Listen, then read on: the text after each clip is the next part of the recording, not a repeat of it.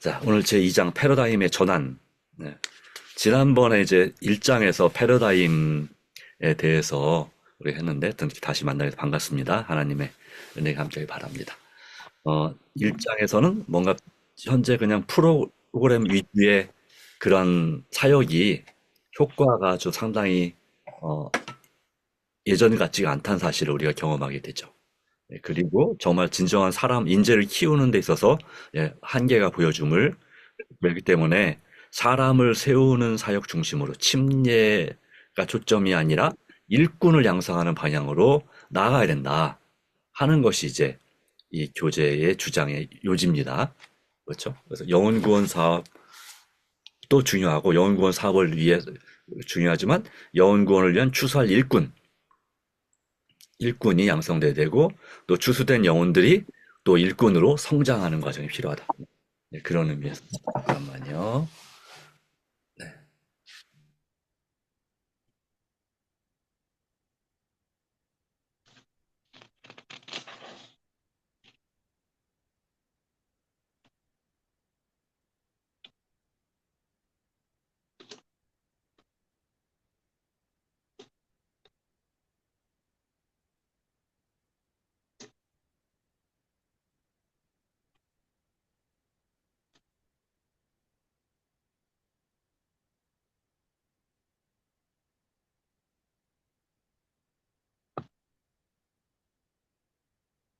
네, 참여자가 한 번 늘 것 같습니다.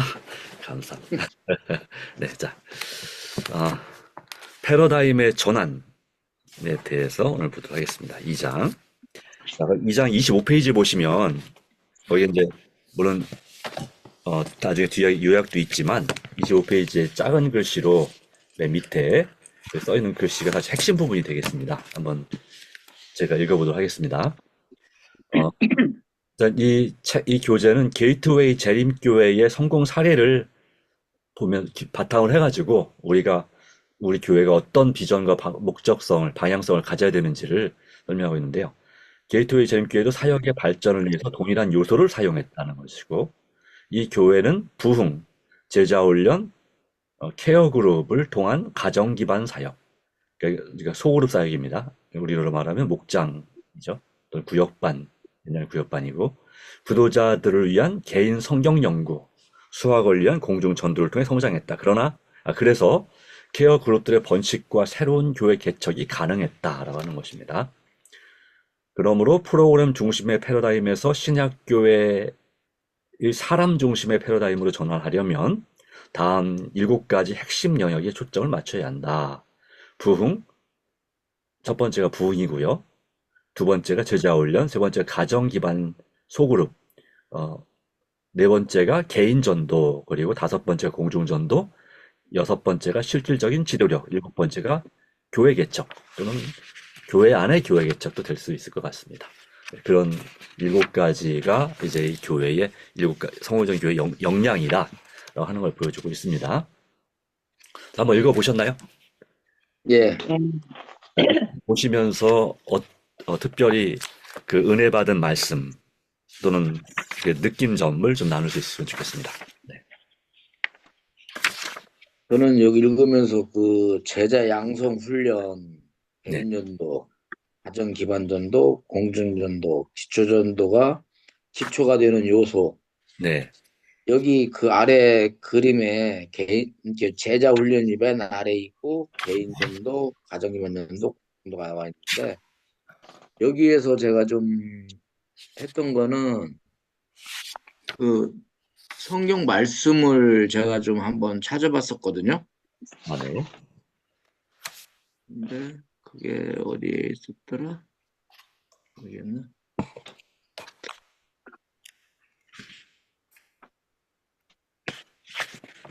어디다 제가 그 성경을 찾아 놓았었는데 성경자를 네, 거기, 그 사도행전 19장 8절하고 네. 지금 여기 보면 우리가 어제도 공부했던 네. 그 집 또는 가족 사도행전 2장 46절 말씀이 오늘 또 나오더라고요.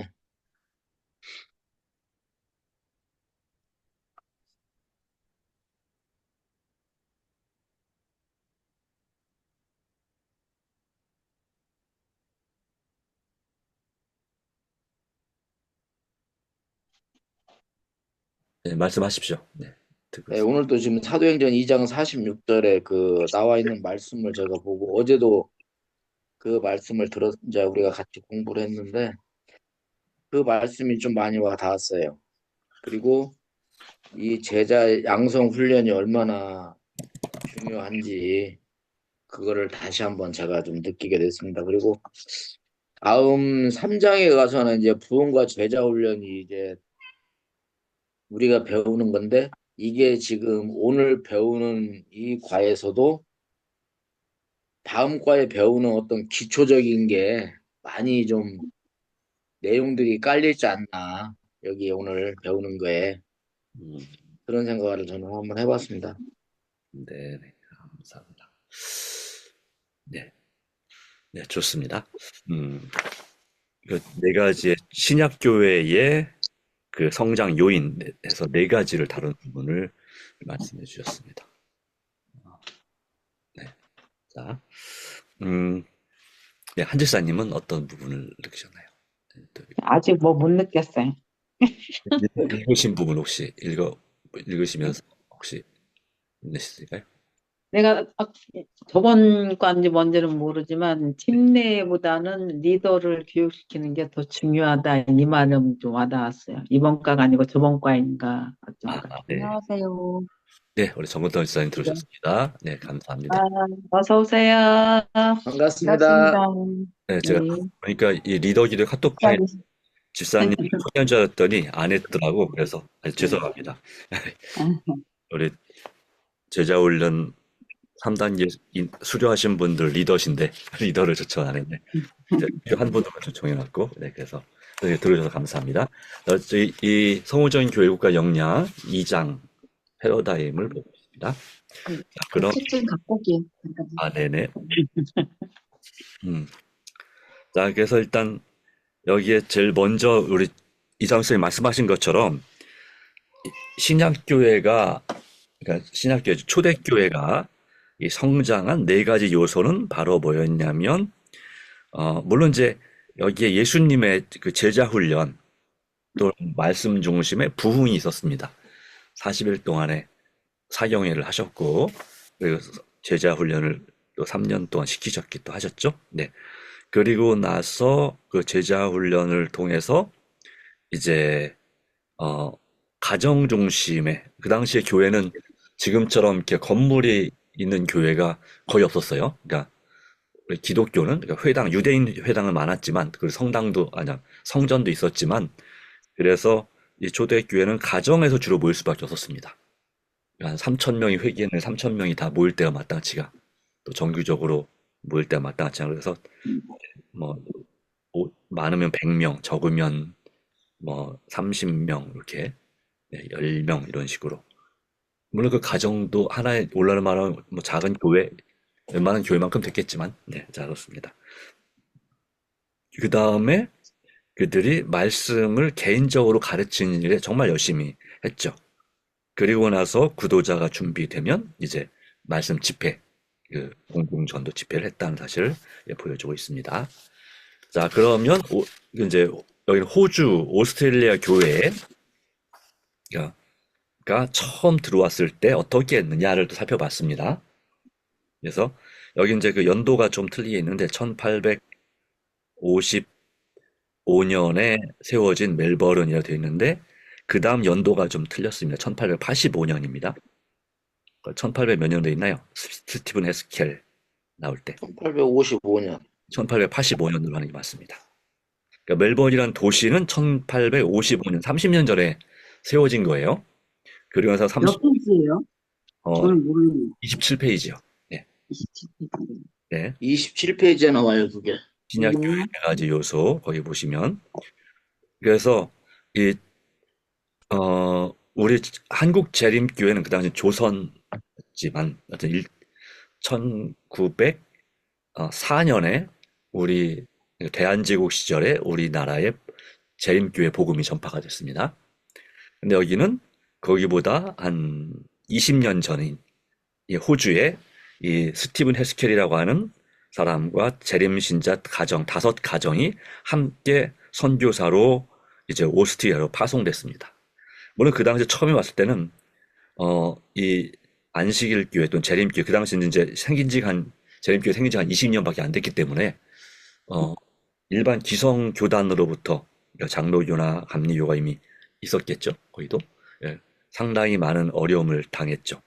그래서 강당을 빌려주거나 신문에 광고도 내지 못하는 그런 어려운 일이 있었는데 그럼에도 불구하고 그들이 그 공원에서 전도를 했더라고요, 처음에. 그래서 사람들을 모아서 90명의 사람들을 데리고 이제 그렇게 회중을 구성했고 둘째에는 그 교회가 200명이 됐다. 제가 이제 호주의 멜버른에 갔을 때 그 최초의 재림교회를 가본 적이 있습니다. 교회 크기가 우리 교회 한 반밖에 안 됩니다. 네. 1층짜리 건물이 한 반밖에 안 되는데 이제 저희가 일요일 날 갔었는데 안식일 날은 우리 교회 교인들이 예배 드리고 일요일 날은 일반 교회 빌려줬더라고요. 그래서 일요일 날 다른 교회가 예배 드리고 이렇게 하고 있더라고요. 거기도 네, 자, 이런 식으로 돼서 이제 엘레지 화인 여사가 호주에서 또 한동안 계셨었죠. 네. 그래서 이제 그 다음엔 700명 그리고 장막봉회를 참 많이 했었고 그랬던 장점도 있는데 자 그래서 이 호주의 교회의 그 성장 비결은 뭐였냐면 28페이지 보시면 그 당시에 이제 그 출판사 사장님이 개역을 했어요. 우리 재림교회로. 어, 그래서 그 당시 멜버른이라는 도시에 멜버른이 이제 호주에서 두 번째 가는 도시거든요. 시드니가 제일 크고. 네. 그 멜버른이라는 도시에 이제 그 제일 큰 출판소 사장님이 개역을 했는데 지금도 출판소가 어마어마하게 큽니다. 남아있는 흔적을 보면. 그래서 첫 번째는 출판물을 기초로 한 개인 전도, 그 다음에 성경 읽기 모임을 가졌어요. 읽고 해석해주는 성경 독해를 통한 가정 중심의 전도. 그러니까 성경 읽기 소그룹이 각 가정에서 있었죠. 그 다음에 성경 강해를 통한 공중 전도, 일반 우리가 말하는 전도회, 복음 전도였고요. 또 예언 전도회. 이 당시엔 전도회라면 한 달씩 했어요, 그냥 전도회를. 네, 한번 하면 30일 동안 하는 거예요. 그 당시에 그게 그냥 당연한 거였습니다. 지금 우리가 일주일 전도회도 좀 힘들어하지만 그 당시에는 그랬습니다. 그 다음에 오스트레일리아 성경학교를 통한 제자 양성 훈련을 했다는 거예요. 그래서 신학생들을 양성하고 또 문서전도인 그리고 선교사를 파송 준비시키는 그런 일을 했습니다. 이것은 우리나라도 사실 좀 비슷했습니다. 우리나라도 제일 처음에 선교사가 왔을 때 그 당시에 이제 의료 선교 그리고 교육 선교에 중점을 뒀죠. 그래서 이제 선교사가 최초에 파송된 의사가 스미스 선교사 목사 부부가 의사였거든요. 그래서 환자들을 진료하고 그리고 방문하고 그리고 그 가정 중심으로 모이고 그 다음에 또 그러면서 우리 사역자를 양성해야 된다 해서 학교를 세우고 그래서 초등학교부터 올라가면 초등학교부터 해서 이제 신학교까지 그 수준의 과정을 위한 학교를 이것은 이제 우리 재림교회뿐만 아니라 다른 교회도 마찬가지였죠. 뭐 저희 언더우드 선교사나 그와 같은 이 기독교의 유명한 선교사들이 이제 신학교를 세웠죠. 그런 것처럼 그렇게 학교를 세웠습니다. 그것이 이제 발전해서 지금 오늘날의 연세대학교가 이제 그 당시에 세워진 학교가 이제 발전해서 현재 그 학교가 된 거잖아요. 그런 것처럼 네, 그리 어떤 비슷한 각 나라 특성에 맞지만 가장 기본적인 것은 바뀌지 않았다라고 하는 것입니다. 그래서 우리 재림교회는 문서전도 참 열심히 많이 했습니다. 그리고 이제 일본에 있는 선교 재림교회 기별을 한국 사람에게 제일 처음 전한 구니야 히데 그 목사님을 초청해서 전도회를 열고 이런 식으로 했죠. 자, 호주도 마찬가지였습니다. 자, 그것처럼 그 초기 재림교회 선구자들이 했던 그 방식을 중간에 이 교회들이 잃어버렸어요. 어, 그래서 그냥 다른 교회를 따라가든지 아니면 조금 이런 면에서 개인 전도나 가정 중심의 소그룹 전도나 이런 부분이 좀 약해지고 제자 훈련도 약해지고 하게 됐습니다. 그냥 공중 전도에만 한 번씩 하는 이런 정도 수준으로 가고 좀 잘 되는 교회는 그나마 구역반 소그룹이 있었고 뭐 이 정도 수준이었다고 하는 거죠. 자, 그래서 이제 그 다음에 보시면 30페이지에 보면 게이트웨이 교회는 어땠습니까? 전통적인 교회가 이런 프로그램 중심으로 했고, 그리고 그 방식이 이제 청년들의 젊은 세대에 그렇게 와닿지 못했습니다. 그래서 그 청년들이 교회를 떠나고 이제 노인들만 그 남아있는 그런 교회로 돼가고 있었던 거죠. 네. 그러면 어떻게 하면 그리고 영혼 구원도 잘 안 되고 침례자도 잘 생기지 않고 어, 부도자가 확보가 안 되다 보니까 그랬습니다. 그래서 30페이지에 게이트웨이 교회는 어떤 네 가지 뭐 했습니까? 네, 거기도 개인 전도, 가정 기반 전도, 가정기반에서 공중 전도, 부흥과 부흥과 제자 훈련. 제자훈련. 네, 그렇습니다. 네, 이것이 참 중요했습니다. 그렇죠. 네, 그래서 이 네 가지 근데 제자 훈련을 하려고 보니까 또 개인전도 하려고 보니까 뭘 알아야지 하죠. 그렇죠. 어, 그래서 제일 먼저 시작한 게 뭡니까? 예, 기도. 기도였습니다. 우리가 기도로서 우리 자신들을, 신자들을 기도와 말씀으로 부흥시키지 않으면 제자 훈련, 소그룹이든 뭐 개인 전도도 해봤자 그냥 형식적이 될 것이고, 그리고 또 별다른 성과도 없을 것이다. 그래서 예, 기도 네트워크, 이 교회는 좀 스케일이 좀 큽니다만은, 그러니까 우리 그 게이트웨이, 그 멜버른 시내에 있는 교인들끼리만 기도한 게 아니라 어떻게 했냐면 여기 나오면 우리도 이거 한번 시도해보면 좋을 것 같아요. 우리가 알고 있는 모든 지인들, 모든 교인들을 총동하는 거예요. 전 세계.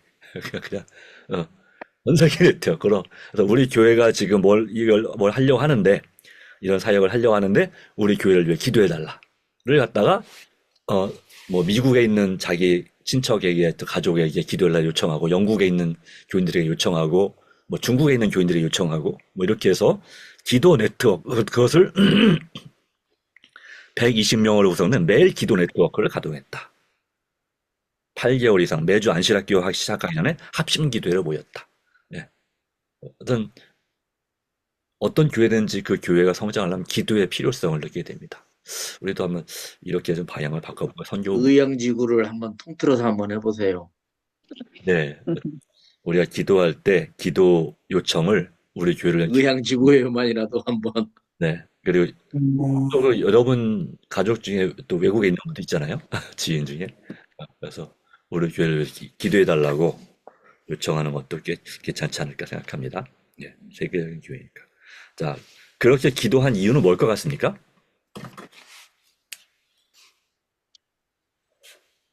부흥시키기 위해서. 네. 여기 성령님 먼저 오셔야지.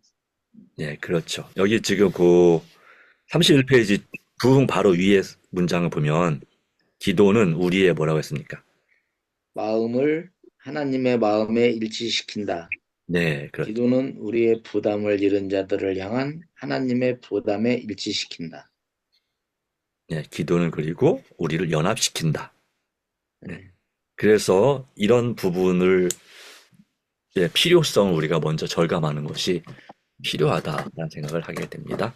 오늘 저희가 이제 30일부터 40일 기도회를 하려고 개인 신앙 부흥 단계라는 책을 좀 주문해 놨습니다.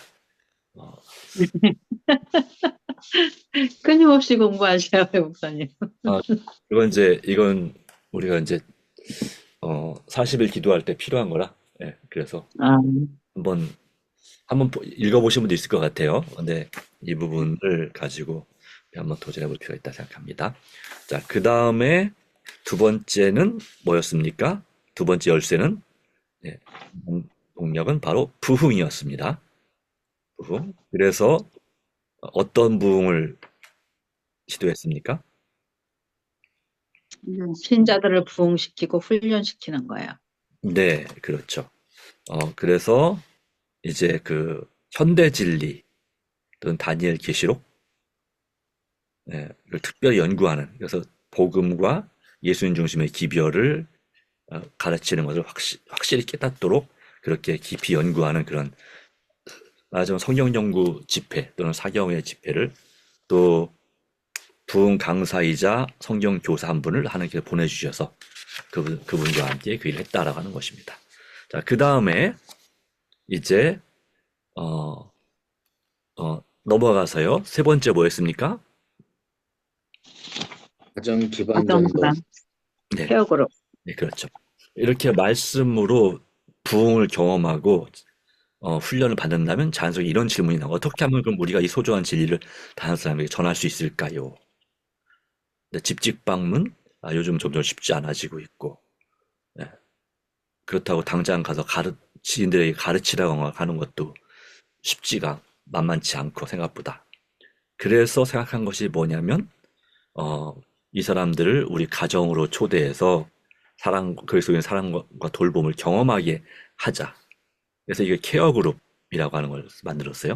케어는 여기 있는 것처럼 Christ's attitude reflected in everyone. 다시 말하면 모든 이에게 반영되는 그리스도의 태도라는 그 글자를 한 자씩 따가지고 이제 약자죠. 그 케어가. 그냥 케어하면 이제 돌본다. 뭐 이런 의미가, 돌봄 이런 의미가 있는데, 그래서 케어 그룹이라고 하는, 그래서 이건 그렇게 훈련을 받은 다음에 이제 금요일 기도회를 가정에서 모이는 여러 케어 그룹으로 전환했다라고 하는 것입니다. 그래서 이제 이렇게 소그룹에 소그룹은 근데 이제 조건이 뭐였습니까? 이 분들이 모이는 조건이 하나 있었어요.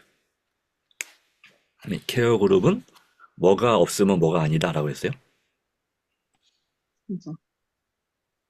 예, 기본 원칙이 뭐였냐면 거기 32페이지 밑에서 네 번째 줄, 우리에게는 구도자가 없다면 케어 그룹이 아니다.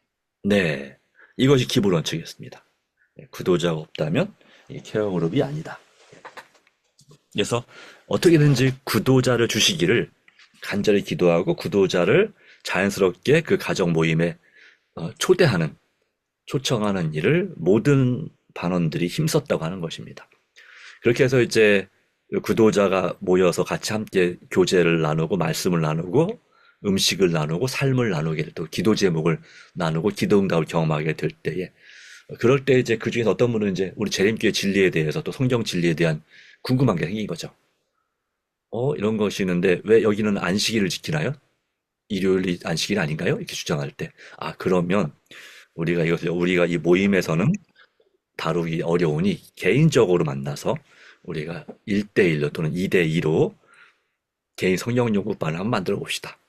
해가지고 이 개인 전도, 평신도들이 매주, 여기는 이제 1대2가 아니라 2대2로 그렇게, 그러니까 교사, 부교사, 그리고 구도자 2명, 뭐 부부든지 아니면 뭐 친구든지, 그래서 개인 성경, 왜냐면 이제 1대1로 하기 서로 부담스러우니까 우리 친구 한 명 해가지고 또 부부 같이 해가지고 우리도 2명 할 테니까 2명 만들어가지고 한번 해봅시다. 이렇게 한 거죠. 이게 훨씬 더 효과가 있다는 거예요. 네. 일주일에 하루 저녁을 주님께 바쳐서 이렇게 개인 전도를 위해 사용하게 됐다라는 거죠. 또 이를 위한 전문가에게 또 배웠습니다. 어떻게 개인 전도를 할 수 있는지에 대해서 배웠습니다. 네. 그리고 나서 보니까 이 개인 전도를 잘 할 수 있는 사람, 또는 그리고 이 케어 그룹을 잘 이끌 수 있는 리더의 필요성을, 사람을, 인재를 양성할 필요성을 느낀 거죠.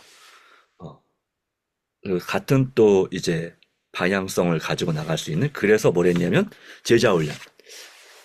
그래서 이분들이 열심히 찾다가 누굴 찾았냐면 제자 훈련 교재 만든 댄비스 목사님을 찾은 거예요. 미국에 있는 목사님인데 20년 동안 이 제자 훈련 1단계, 2단계, 패스트 제자 훈련 1단, 2단계를 연구하신 분이거든요. 이제 3단계는 이 게이트웨이 교회가 개발한 것이고, 소그룹 팀 전략. 네. 그래서 그렇게 해서 이 제자 훈련을 과정을 가져줄 지도자를 통해서 몇 달 동안, 아마도 이분들이 이제 온라인으로 했겠죠. 줌이나 유튜브나 하여튼 뭐 아니면 하여튼 메신저나 이런 걸로 영상을 하는 걸로, 그렇게 해서 이제 이 제자 훈련, 베스트 제자 자료를 활용한 제자 훈련을 했다는 것입니다. 추수꾼 양서. 그러면서 이제 그들이 이제 베스트 제자 훈련을 받으면 그분들이 이제 뭐가 되냐면 이 케어 그룹 리더 또 그리고 제자 훈련 리더 그리고 또 하나는 성경교사로 준비시켰어요. 성경교사. 그러니까 1대1로 구도자를 가르칠 성경교사 세 가지. 그러니까 제자 훈련 리더와 소그룹 리더와 그 다음에 성경교사. 뭐 그걸 이제 각보 사용을 할 수 있는 어떤 교회 중요한 직책을 직원이 되려면 제자 훈련을 받아야 됐던 거죠. 예. 그런 일을 했습니다. 그렇게 해서 이제 구도자들이 이제 한 10여 명 준비가 됐을 때 비로소 뭐 했냐면 공중전도, 전도회를 했다 이거죠. 전도회를 했다. 예. 그래서 공중전도는 도시에서 특별히 큰 힘을 발휘한다 하는 것입니다. 그래서 노련한 전도회 강사를 하나님께서 기도할 때 보내주셨다. 보니까 다 그래요.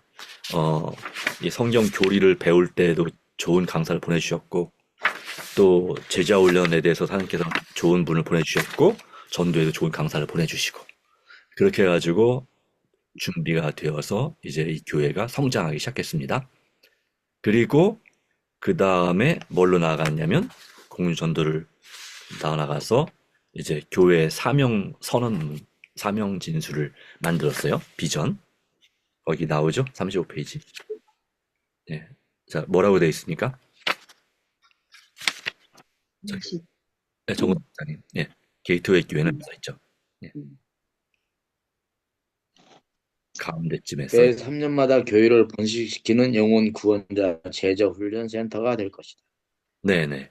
네, 그렇게 했습니다. 이것이 바로 이 교회의 3년마다 한 번씩 우리 교회를 이제 개척하자라고 하는, 네. 소그룹을 다양하게 만들고 그 소그룹이 한 서너 개가 모여서 하나의 교회를 개척하는 거예요. 그래서 소그룹을 번식해서 소그룹이 한 10개 정도가 되면 또는 한 8개 정도 되면 그 중에 절반을 뚝 떼가지고 그 소그룹에 참여하는 가족들이 각 소그룹마다 이제 한 최소한 3-4가정의 헌신된 핵심 멤버가 있어요. 그러면 그 그룹이, 세 그룹이 모이면 한 적어도 한 12가정이, 10가정에서 12가정의, 그 가정이 모인 거죠. 그분들이 이제 교회를 하나의 교회, 게이트웨이, 본 교회가 있어서 게이트웨이 웨스트 교회, 게이트웨이 이스트 교회, 이런 식으로 이제 만드는 겁니다. 네. 그래서, 현재는 지금 5교회 개척을 했고, 6번째 교회 개척을 아마 거의 하는 상황이 있지 않나 싶은데요. 자, 그 지속적인 성장의 비결은 뭐라고 했습니까? 제자 훈련, 개인 전도, 가정 기반의 전도, 공중 전도의 예, 맞습니다. 결합이 그거였습니다. 예, 그리고 그렇게 신약교회 모델과 초기 호주 교회의 재림교회 모델을 따른 결과 영성이 증진됐고 11조도 정말 많이 드리는 교회가 됐다. 이 교회가 11조 생활도 헌신하게 되었다라고 하는 것이고, 그리고 정착률이 일반적으로 재림교회가 40%가 11조를 드리는데 게이트웨이 교회는 80%의 신자들이 11조를 드린다. 대부분이 이 사람들은 평균 연령이 제가 가서 보니까 평균 연령이 40대, 30-40대예요. 되게 젊어요. 네. 주로 학생들이 많고, 이제 왜냐면 전도 그 선교 초점을 대학생들에게 맞췄어요. 대학생들 전도하다 보니까 그것들이 이제 유학을 한 유학생들, 뭐 학생들이 이제 졸업하고 그 멜버른에 정착을 하면 이 사람들이 어느 교회를 나오냐면 이제 여기 게이트 교회를 추적하는 거죠. 그런 식으로 돼서 다시 또 후배들 양성하고, 예. 그래서 지금 이제 그와 같은 이제 지금도 이 제자 훈련 온라인 학교를 현재 전 세계적으로 운행하고 있습니다. 영어로 된 하나 학교죠. 자, 이처럼 여기 이제 그래서 표가 있죠. 네, 표 보시면 성공하는 교회의 7가지 핵심 역량, 효과 사역에 필요한 역량이 뭐였습니까? 제일 먼저는 맨 밑에 기초가 부흥이죠. 말씀과 성령의 감화로. 그리고 부흥을 제자 훈련, 인재를 양성했습니다. 사람을 세웠습니다. 그 다음에 여기서 이제 세 가지 중에 가운데 거가 먼저입니다. 가정 기반 기반 전도. 또는 가정 중심의 전도. 말씀을 따라하는 삶이고, 그 다음에 그 가정 중심 전도에서 이제 관심 있는, 성경에 관심 있는 구도자들에게 개인 전도. 개인 전도. 개인 전도를 한 사람들을 모아서 같이 뭐 했냐면, 이제 공중전도, 대전도회를 했다는 얘기입니다. 새생명 축제를 하고, 그런 사람들이 이제 모여서 이제 리더십, 그 직원회가 또 선교위원회가 있는데, 선교위원회가 이런 제자훈련 받은 사람들로 또 이 소그룹에 대한 분명한 이해를 하고 있는 사람들이 이 선교위원회 또는 직원회가 되는 겁니다.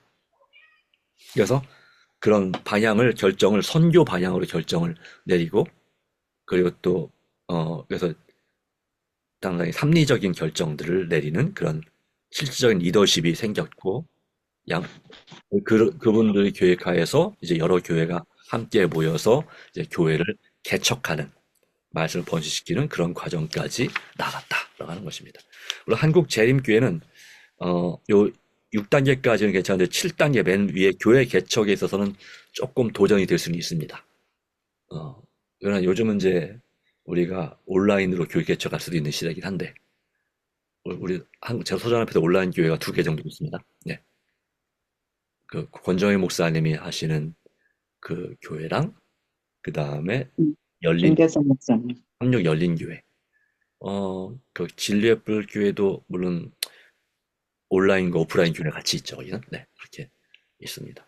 자, 그런 식으로 할 수도 있겠습니다. 이제 상가를 빌려서 할 수도 있는데, 여기는 이제 그 대학에서 강의실이나 건물을 빌리기가 좀 쉬워서, 이 교회는 이제 호주는 그런 영향이 좀 있고, 지금은 이제 그 호주 재림교회가 상류층 전도회를 잘 해가지고, 그래서 이런 면에서 조금 많이 도움을 받는 것 같더라고요. 자, 자, 그러면, 그래서 이제 우리는 이제, 어떤 걸 생각할 수 있냐면, 교회 안에 교회들을 개척할 수 있는 것도 좋은 방법이고, 아니면, 우리보다 낙후된 나라, 동남아시아 지역에 있는 나라들, 또 우리 북아태지에 속해 있는, 뭐, 싱가포르가 아니라, 몽골, 일본, 대만, 그 다음에 어디가 있냐면, 최근에 4개 나라가 들어왔어요. 스리랑카, 방글라데시, 파키스탄. 하나 더 있는데, 네팔. 이런 나라들이 들어왔어요. 그런 나라에 이제 우리 한국에서 봉사대가 많이 갑니다. 그곳에 교회를 개척하는 걸 지원할 수 있죠. 네, 그런 면으로 할 수 있다라고 하는 것입니다. 자, 여기까지고요. 요약하면, 자, 2장 요약 보겠습니다. 네. 자, 하나씩 읽어보실까요? 정호도 집사님, 한 집사님, 이 집사님, 저 이렇게 하고 여기 있습니다. 신약교회는 4가지 핵심 요소, 즉 개인 전도, 가정 기반의 전도, 공중 전도, 제자 훈련을 사용하여 급속하게 성장했다. 오스트레일리아에 온 재림교회 선교자들도 근본적으로 동일한 4가지 핵심 요소, 즉 문서를 활용한 개인 전도, 성경 독해를 통한 가정 기반의 전도, 장막을 펴고 성경 강해를 활용한 공중 전도, 오스트레일리아 신학교를 활용한 제자 훈련을 사용했다. 게이트웨이 재림교회도 사역의 발전을 위해서 동일한 요소들을 사용했다. 이 교회는 부흥, 제자훈련, 케어그룹을 통한 가정 기반 사역, 구도자들을 위한 개인 성경 연구, 수학을 위한 공중 전도를 통해 성장했다. 그래서 케어그룹들의 번식과 새로운 교회의 개척이 가능했다. 네. 자, 프로그램 중심의 패러다임에서 신약교회 사람 중심의 패러다임으로 전환하려면 다음 7가지 핵심 영역에 초점 맞춰야 된다. 첫 번째 부흥, 두 번째 제자훈련, 세 번째 가정 기반 사역, 네 번째 개인 전도, 다섯 번째 공중 전도, 여섯 번째 실질적인 지도력, 그리고 일곱 번째 교회 개척입니다. 그래서 하나 추가한다면 두 번째 단락에 그 장막 그 공중 전도, 이건 이제 장막 부흥회였습니다. 그 당시에 건물들 잘 빌려주지 않다 보니까 이 텐트를 수백 명 또는 수천 명 들어가는 큰 텐트를 공원에다 치고 거기서 이제 그 장막 부흥회를 한 거죠. 그게 공중전도였어요. 그래서 사람들이 지나가, 이게 뭐냐, 이렇게 큰 텐트가 있냐, 무슨 뭐지? 저기 무슨 공연장인가? 아니면 옛날에 그거 있었죠. 그 뭐죠? 막 서커스단. 버스단인가? 맞아요. 그런 것처럼 생각했기도 했고 했는데 들어가 보면 아 이게 어떤 집회인 걸 알게 됐죠. 네. 음, 근데 지금 저 어릴 우리가 때도 보면은 네, 서울역에서요, 네. 그 차량이 해가지고는 그 예배 보는 게 있더라고요. 서울역에서도. 매주 수요일 서울역에 있어. 매주 수요일마다. 수요일에 현재 그 텐트 교회가 있습니다. 네, 천막교회. 예, 텐트 교회가 네. 있더라고요, 보니까. 네, 저도 한 몇 번 가봤었는데 네, 지금도 하고 네, 있습니다. 텐트 교회에서 낮에 제가 거기 얼마 전에 왔는데 네, 거기서 예배 드리고 있더라고요. 노래 부르고 찬양 부르고. 그러니까 노숙인 선교를 목적으로 해서 네, 노숙인 선교. 거기 이제 서울역 주변에 계신 분들을 위해서 이렇게 물품을 나누고 말씀 전하고 찬양하고 그런 식으로 하고 있습니다. 저도 어릴 때에 네, 엄마 따라서 교회 가면 네, 저 어릴 때 성경학교를 학교에서 네, 한 달씩 했어요. 네. 그랬습니까? 어린이 성경학교 저 어릴 때에 네, 천호초등학교 거기에서 한 달씩 했어요. 제가 거기를 갔거든요. 맨 처음에. 그랬었어요. 네, 그 생각이 나네요. 네, 맞아요. 그게 그 전에 보면은 그 여름 성경학교라 해가지고 그 네, 일주일씩 하고 그럴 때 가면은요, 네, 연필도 한 다스씩 주고 뭐 노트 주고 막 그러니까 네, 이 학생들이 그런 거 받으려고 네, 교회에 많이 모이는 경향이 있었어요. 맞아요, 맞아요. 네, 옛날엔 근데 그랬죠. 그리고 뭐 없었으니까. 과자도 주고 먹거리가 풍성했어요. 그때는 또. 맞아요. 그러니까 그런 거 먹으러 정식 주고. 온다고 아이들이. 네, 네, 네, 그랬던 기억이 어릴 있어요. 때 그때 수해 났을 때도 네, 그 천호동 다리 밑에서 네, 장막을 크게 치고 네. 그때 한 달씩 부흥회 했었어요. 아, 장막 부흥회. 아이고, 우리 엄마가 거기 가서 이제 신앙을 받아들이게 된 거예요. 그렇, 아, 네, 네. 아멘. 그렇군요. 자, 그때 이제 한번 질문을 해봅시다. 어떻게 이런 이 교회들의 이 패러다임을 사람들 패러다임을 핵심 일곱 가지 핵심 영역들을 우리 교회에 적용시킬 수 있을까요? 네, 너무 바빠가지고 다들 네,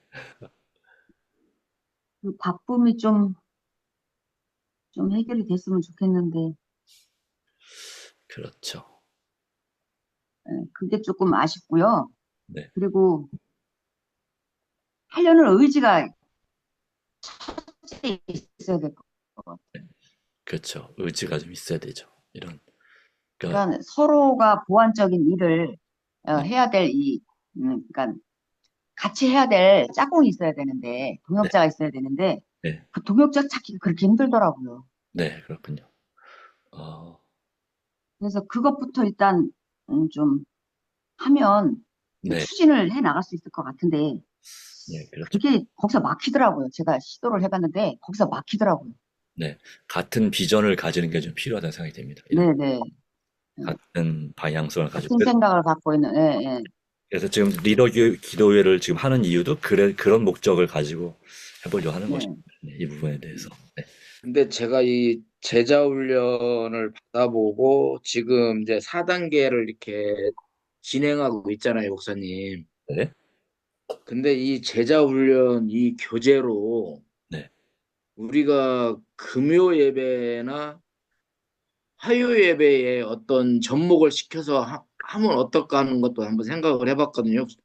그렇게 되면은 전 교인이 대상이 되는 거니까 네, 좋은 지금 생각이네. 어떤 그 목사님께서 매주 금요일마다 어떤 뭐 다니엘서 뭐 다니엘서로 이렇게 말씀을 나가시고 계시잖아요. 네, 그거를 이 제자 훈련 교재를 접목시켜서 그걸로 같이 어떤 이 말씀을 좀 주시면 네, 좀 더 많은 사람들이 또 거기에 참여하는 사람도 있지만 온라인으로 보는 사람도 많이 있더라고요. 네, 네, 그러면 더 많은 사람들이 거기에 더 좀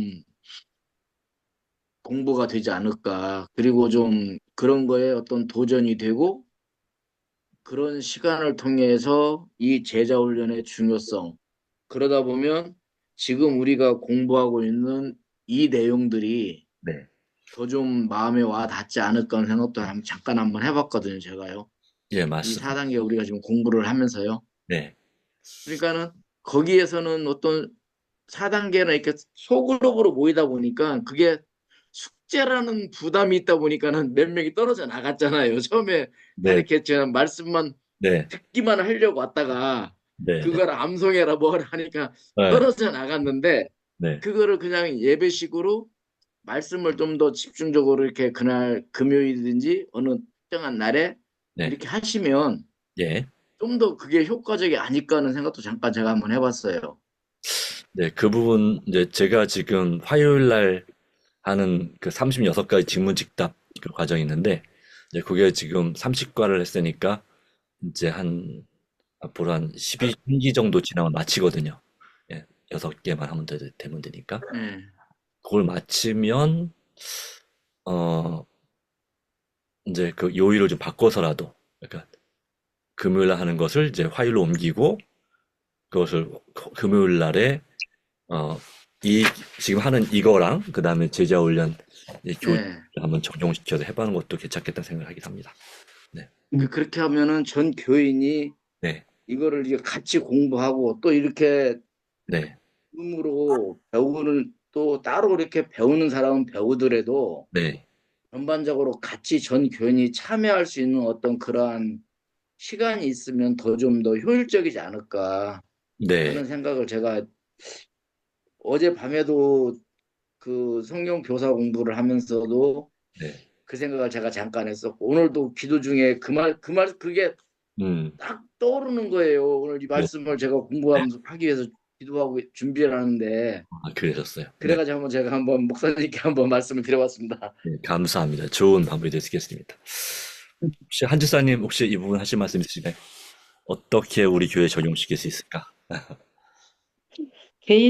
개인전도도 많은 사람들 요즘 뭐 말씀의 향기 있잖아요. 그거 네, 한 권 한 권 띄면서 네. 그러면서 잡고 거기서 익혀갖고 교회로 데리고 가는 것도 괜찮을 것 같아요. 그렇죠, 그렇죠. 그래서 전에 어떤 교회는 이제 도전 골든벨 해가지고 말씀 향기를 가지고 도전 골든벨을 한 교회가 있는데 그 교회가 이제 좋은 점은 그걸 끝난 다음에 이분들이 이 말씀 향기는 성열절을 거의 한 384개거든요, 성열절을. 그걸 다 외워갖고 구도자를 가르치더라고요. 그거 가지고 그런 것도 괜찮더라고요. 그래서 언제 기회가 되면 이거 한번 해볼 만하겠다 생각. 지금 현재 이제 박명순 씨가 네. 말씀의 향기를 하고 있어요, 지금. 네. 이제, 좋습니다. 예, 지금 3권 하고 있거든요. 네. 예. 그런데 이제 새로 오시는 분들한테 네. 뭐 진리를 처음부터 가르치기는 뭐 하니까 네. 지금 명순 씨가 그걸 물어봐요. 말씀의 향기 다음에 어떤 교재가 있냐라고 물어보더라고요. 다니엘 제시록 많죠. 하기를 하려면. 예, 그래서 다음 단계 있으니까 그냥 5과까지 일단 해보고 그 그걸 다음에 얘기해 준다 그랬거든요. 그냥 바로 제자 훈련 해도 돼요, 사실은. 근데 이제 거기까지는 아직 못 갈 것 같고 아무튼 궁금한 게 많아졌어요. 그래요. 그분이 궁금한 게 우리 교회에 대해서 뭐 핵심적인 침례에 대해서도 그렇고 뭐 심적 여러 가지 궁금한 것들이 많아지긴 했어요. 그렇군요. 근데 저녁 예배 때에 네. 방송에 듣는 사람들이나 나와서 듣는 사람들이 대부분이 네. 제자훈련을 받은 사람들이거든요. 네. 그러니까 제자훈련을 안 받은 사람들 위주로 좀 많이 좀 이게 들어가게끔 해야 되는데 네. 그 방법을 좀 고민해 봐야 될 것 같아요. 저녁 예배에 줌으로 들어오는 사람들은 다 거의 다가 제자훈련을 받은 사람들이거든요. 네. 그래서 안 받은 사람, 듣지 못한 사람들을 대상으로 좀 고민을 해야 될 것 같아요. 그것도 필요하죠. 네. 네. 일단은 그래도 다시 한번 복습하는 것도 사실 도움이 되기도 하고. 네, 여러 감사합니다. 가지 고민을 해야 될 것 같아요. 감사합니다. 제일 먼저 이 중에 할 것은 우리가 할 것은 먼저는 이제 제자훈련 부흥. 그러니까 첫 번째 1, 2, 3번. 그러니까 그 부흥, 제자훈련, 가정중심 사역에 힘쓰는 것이 좀 필요하지 않나 생각이 됩니다. 그리고 이제 앞으로 더 필요한 것은 개인전도 할 수 있는 사람을 키우는 거죠. 개인 전도를 잘할 수 있는 사람을 누굴 만나 성령을 가질 수 있는 사람을 키우는 것도 꽤 중요하다고 생각이 됩니다. 그러면 하나님께서 우리 은혜 주시고 또 이와 같은 일에 비전을 주시기를 또 기도합니다. 자, 그러면 우리 기도 제목 여기 있는데요. 목장 리더 가족들 VIP를 위해서 목장 활성화를 위해서 그리고 이 박명순 씨 같은 집회에 참여하는 구두자들을 위해서 그리고 우리 교회 이와 같은 부흥을 주시기를 그리고 제자 훈련을 위해서도 현재 또 간절히 잠깐 하나씩 맡아서 기도하는 시간 갖도록 하겠습니다. 정도 지사님이 1번을 위해서, 한지사님이 2번, 그 다음에 이상우 지사님이 3번 하고 5번, 그리고 제가 4번 하겠습니다. 네. 그 외에 또 기도 제목, 우리 오우이 장로님이라 이런 분들 기도해 주셔도 되겠습니다. 네. 간단하게 부탁드립니다. 하나님, 저에게 이러한 갑작이지만 이러한 시간을 허락해 주셔서 감사합니다. 또 아멘. 우리가 교회를 위해서 또 하나님의 사업을 위해서 어떻게 하면 좀 더 많은 사람들에게 이 진리의 복음을 전할까를 고민하고 또 배우고 있습니다. 주님께서 함께해 주셔서 우리가 더 예수님의 지혜를 따라서 많은 지혜를 얻고 또 그렇게 부흥시킬 수 있는 길을 우리가 이끌 수 있도록 또 성령께서 인도하시는 길로 갈 수 있도록 인도하여 주시옵소서. 또한 주님, 목장 또 리더들을 위해서 기도합니다. 우리 목장 리더들에게 성령을 부어주시고 은혜를 베풀어 주시고 정말 이 목장들이 부도자가 생기고 그들을 가르쳐 지키고 또 열매 맺어서 하나님께 기쁨과 영광을 돌리는 목장들마다의 모든 반들이 되게 인도해 주시옵고 거기에 리더들에게 지혜와 능력과 은혜를 더하여 주시옵소서. 함께 기도할 때에 성령께서 그 기도를 들어응답하여 주시옵고 정말 하나님의 뜻이 이루어지기를 간절히 기도합니다. 아멘. 아버지 하나님, 저희 양주 전원교회 목장이 7개 목장이 있습니다. 그 목장 가족들 중에 아픈 사람들도 있고 여러 가지 문제점들이 있는 사람들도 있고 많이 있습니다. 아버지께서 그 목장들을 잘 돌보아 주시고 그들의 소원들을 다 잘 들어주시고 그들이 교회 모두 다 잘 참석하여서 우리 교회가 더욱더 부흥 발전할 수 있도록 하여 주시옵소서. 오늘도 저희의 기도를 들으시고 저희 기도에 응답해 주시는 주님 감사합니다. 오늘은 저희들이 부흥과 제자 훈련에 대해서 공부하였습니다. 우리 목장들의 각 목장들의 VIP를 위하여 기도합니다. 아멘. 그들을 주님 기억하여 주시고 그들의 마음에 성령이 임하셔서 그들의 마음을 위로하여 주시고 그들이 주님의 말씀을 듣고 교회에 정착할 수 있는 의지를 갖게 하여 주시옵소서. 아멘. 또 목장 모임의 활성화를 위하여 기도합니다. 각 목장별로 소그룹 활동을 열심히 하고 있습니다. 그 목장들이 더 활성화가 되고 더 발전하여 새로운 목장들이 늘어나게 하여 주시옵소서. 아멘. 우리가 항상 기도할 때에 그 기도가 응답받게 도와주시고 또 저희에게 귀한 말씀을 주시는 저희 목사님 항상 건강과 안위를 지켜주시옵기를 간절히 바라고 원하옵나이다. 아멘. 아멘. 하나님 아버지, 우리 7개 목장 가운데 5개 목장이 또 정기적으로 한 달에 한 번 이상 모임을 갖고 잘 되고 있음을 인해서 감사합니다. 이를 위해 수고하는 우리 리더분들에게 주께서 복의 복을 주시고 함께하여 주시옵소서.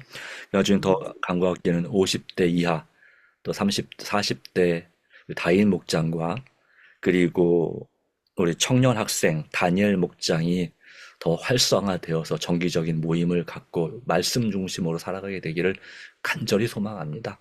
오직 주님께서 역사해 주시기를 간절히 바랍니다. 길을 열어주시고 그래서 젊은 세대, 미래 세대가 준비될 수 있도록 역사하여 주시옵소서. 함께 기도하는 웅더 지사님, 하레인 지사님, 이상수 지사님 각각 개인의 성령의 충만한 임재와 돌보심이 함께 하시고 무엇보다도 영혼이 잘된 같이 모든 일이 잘 되고 강건하게 하여 주시옵기를 또 이 아멘. 많은 분들이 또 참여하도록 역사해 주시옵기를 예수님의 이름으로 기도합니다. 아멘. 아멘. 네, 아유 저 정리사님 갑자기 참여해 주셔서 감사합니다. 갑자기 이게 언제부터 시작했어요? 지난주부터인데요. 제가 집사님을 카톡방에 초대 못 해놨네 보니까 죄송합니다. 네, 저희 다음 주에는 김미숙 집사 나온다고 그랬어요. 자, 다음 주에는 3장 부흥과 제자 훈련에 대해서 이제 그 7가지 역량 가운데 2가지를 다루도록 하겠습니다. 그러니까 미리 읽어보시고 또 나눌 수 있도록 하면 좋겠습니다. 감사합니다. 그럼 매주 언제 해요? 매주 목요일 저녁 목요일. 9시. 예. 목요일 저녁이요? 예. 뭐 형편만 되면 조금 당겨도 좋겠는데 또 시간이 그러니까. 어떨지 몰라. 그러세요. 네, 그래서 네. 여기 계신 분들은 땡겨도 될 것 같은 딴 분들이 좀 안 맞을 것 같아갖고 했더니 안 들어오시네요. 그랬어요. 네. 여기 계신 분들은 7시 반에 해도 괜찮을 것 같은데. 그러니까. 네, 감사합니다. 하여튼 수고하셨습니다. 좋은 저녁 되시고 수고하셨습니다. 네, 감사합니다. 뵙겠습니다. 네.